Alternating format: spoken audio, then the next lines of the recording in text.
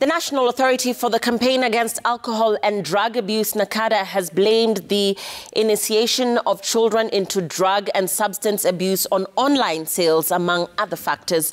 Minors are now ordering alcohol and drugs in total contravention of the age limit. This, according to the latest report by NACADA, which further showed that the prevalence of cannabis use almost doubled over the last 5 years. For more on the state of drug and substance abuse in the country, I'm joined in studio by John Mutati, acting CEO, NACADA. Many thanks for joining us. Thank you. Now, the latest statistics on drug and substance abuse in the country are worrying, especially when you look at the age of persons that are consuming these drugs. We're seeing younger and younger Kenyans starting to use drugs. Give us an overview of drug and substance abuse in the country. Thank you, Lillian. The issue of drug abuse in the country is worrying. And the situation is worse because it is the youth which is most affected.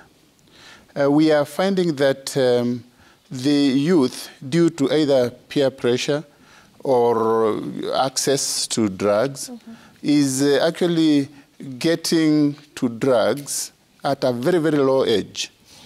We're finding that alcohol is the most abused drug, followed by tobacco, and then, of course, bang. And the reason is that alcohol is more, you can get alcohol more easily. You know, you can walk into a bar and get alcohol, even when you are under 18. The issue of cannabis, that is bang, the youth, the people who are between the age of 24 and 35 are actually abusing cannabis more. And even, you know, students, 18 years, you know, in the universities, they are abusing cannabis more. Let's zero in on the alcohol, because alcohol is the most abused. When you talk about minors or underage persons being able to buy this alcohol, where are we going wrong as a country? The fact that it is in actual circulation and that these youngsters know that they have access to it because it will be sold to them. Yeah, I think the problem is the enforcement, you know, the compliance to the laws. Because we have laws which govern who should be taking alcohol, who should you sell alcohol to. And therefore, the poor enforcement, you know, in terms of you find that the licensing, you know, those people who do licensing are just licensing everyone.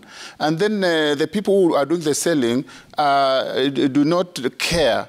What they are caring about is money. So they would sell it to anybody. They will sell it to the kids. Then, of course, we have the issue of online, where people can order, anybody can order, you know, alcohol. And you see, when you are ordering alcohol or anything online, it is difficult to ascertain the age of the person.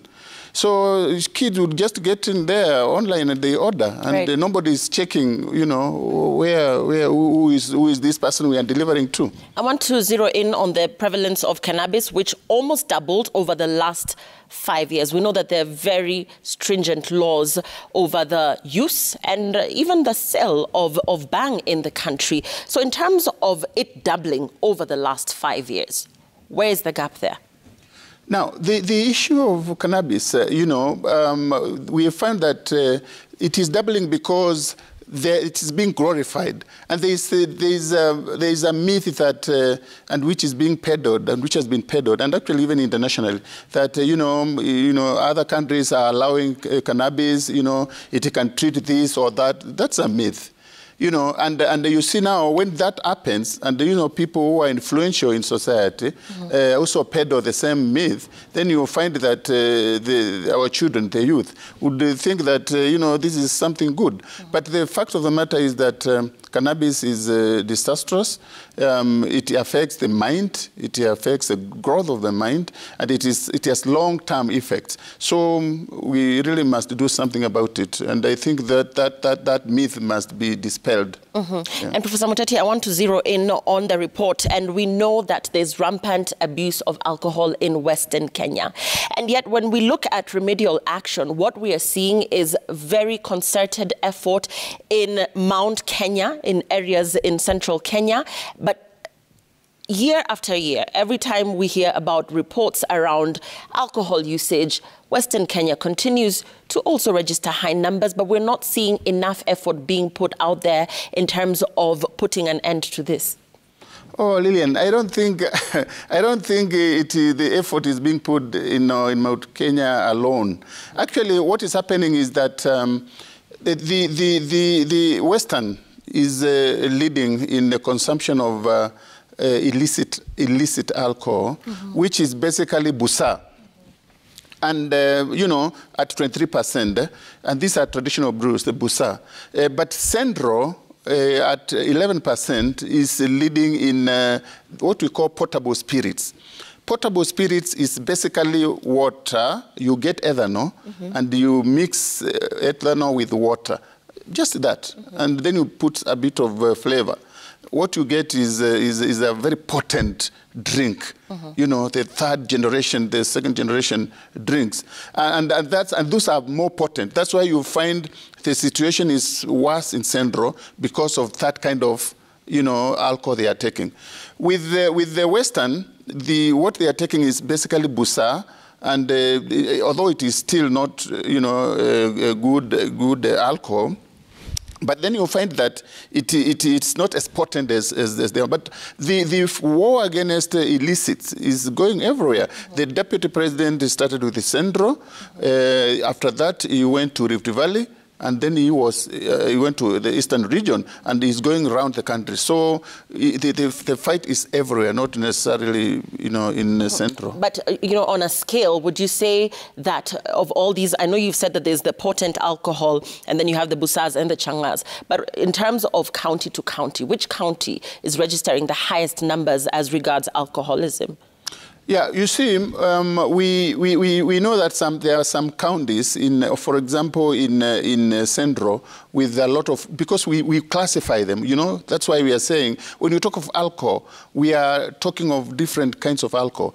In Nairobi, for example, when you come to the regular beer, the illicit, it's leading in Nairobi, the illicit. The people drink more in Nairobi. But when you're talking of busa, for example, then you will get a county, like Kakamega, leading, Vihiga following.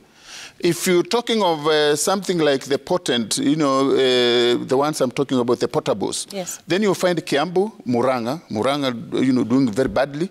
Then, of course, Kiambu. So it depends on what kind of alcohol we are talking about. But generally speaking, there is a problem of alcohol abuse in the country. It's very, very bad in the country. Generally, we cannot even talk of one region. Those happen to be just the regions where the numbers are a bit higher. But other than Northeastern, where you find that because of the religion and everything, their problem is not more alcohol, it's more of the hard drugs, such other. Yeah, and talking about hard drugs, looking at areas in the coast, the narcotics issue has been a perennial issue, been a historical issue. We have reported about narcotics at the coast for as long as I can remember. And looking here, some of the limitations of this survey indicated that heroin, cocaine, and other users of illegal substances are categorized as hidden populations. We know that, according to this report, that at the coast it was seen that users are using more than 2 different narcotics at the same time. What is the problem within the coast? And as regards eradicating this vice, especially with narcotics such as heroin at the coast, what has NACADA done in the last 5 years? Yeah, thank you, Lillian. You see, the cost, when we come to the hard drugs now, the narcotics, the heroin, the cocaine, we find that the cost is actually leading. And most of this is in the hidden population. The hidden population are people who are not necessarily in the household. They are in the drug dens. You find them in the drug dens, the homeless. People who are out there. It's very difficult even to get information about them because you cannot easily access them. And those are the people who are actually using them. But of course, we have, population, in the normal, in the population, the normal population, you know, where you still find the same problem. Now, the problem with these hard drugs is that we know that we have drug barons. And these drug barons are the ones who are pushing this. And therefore, they try as much as possible to bribe their way. Let's be honest, Lillian. And I think we must be honest with ourselves. This problem is also compounded because of corruption.